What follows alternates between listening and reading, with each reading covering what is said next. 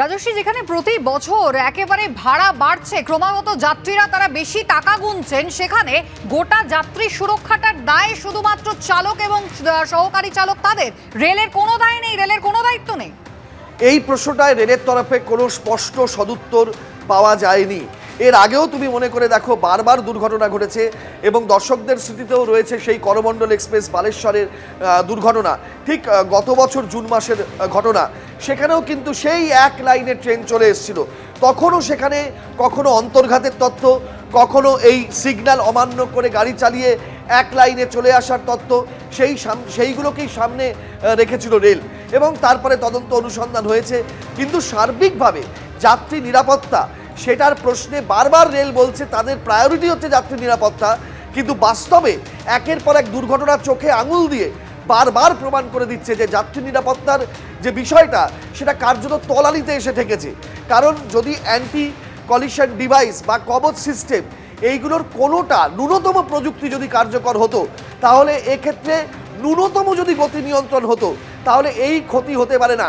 তুমি দেখতে পাচ্ছ ছবিতে যে গতিতে যে অভিঘাত সৃষ্টি হয়েছে এই ধাক্কার ফলে, মালগাড়িটার স্পিড এতটাই ছিল যে প্রথম দুটো কামরা দুমড়ে মুচড়ে গেছে কাঞ্চনজঙ্ঘার, এবং তৃতীয় কামরা শূন্যে ঝুলছে।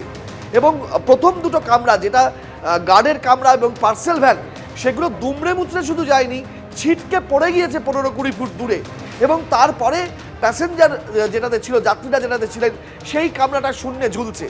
এবং মালগাড়ির যে চালকের ইঞ্জিন কামরা, সেটাও কিন্তু সম্পূর্ণ শেষ হয়ে গিয়েছে এবং মালগাড়ির চালক, সহকারী চালক দুজনেরই মৃত্যু হয়েছে, সেটা রেল স্বীকার করছে।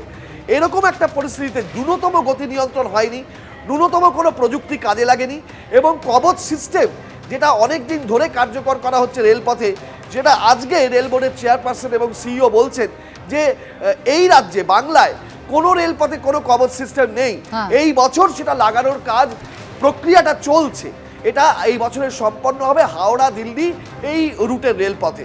অর্থাৎ সামগ্রিকভাবে এই যে রেল চলাচল, যেটা স্বয়ংক্রিয় সিগন্যাল সিস্টেমের ওপরে নিয়ন্ত্রিত হয়, কিন্তু নিরাপত্তার ক্ষেত্রে কোনো রকম ভুলের বশত যখন দুর্ঘটনা ঘটছে, তখন কিন্তু দেখা যাচ্ছে অধস্তন রেলকর্মীদের ওপরেই দায় চাপিয়ে রেল কার্যত গোটা বিষয়টা থেকে এড়িয়ে যাচ্ছে একেবারে। এবং একের পর এক যখন সুপারফাস্ট ট্রেনের সংখ্যা বাড়ানো হয়, যখন নতুন নতুন লাইনের কথা বলা হয়, যখন বন্দে ভারতের সংখ্যা বাড়ানো হয়, তখন যাত্রীর সুরক্ষা কেন সেখানে এত কম্প্রোমাইজড হচ্ছে? কেন যাত্রী সুরক্ষাকে প্রায়োরিটি দেওয়া হচ্ছে না? কেন রেল সেই দায় নিচ্ছে না?